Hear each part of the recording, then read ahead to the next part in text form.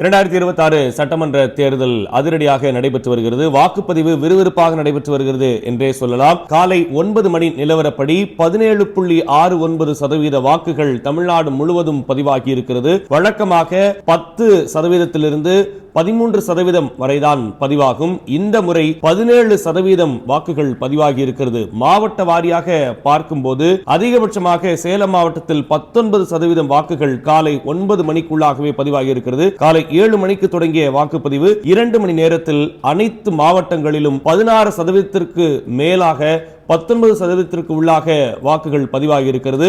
அதிக அளவாக பார்க்கும்போது சேலம் மாவட்டம் என்று நான் குறிப்பிட்டேன். மொத்தமாக தமிழ்நாடு முழுக்க 17.69% வாக்குகள் காலை 9 மணி நிலவரப்படி பதிவாகி இருக்கிறது. இதில் கவனிக்க வேண்டிய விஷயம் என்னவென்றால், கடந்த 2021 தேர்தலில் காலை 9 மணி நிலவரப்படி 13.8% வாக்குகள் மட்டும்தான் பதிவாகி இருக்கிறது. இந்த முறை அதிகமான வாக்குகள் தற்போது பதிவாகி இருக்கிறது.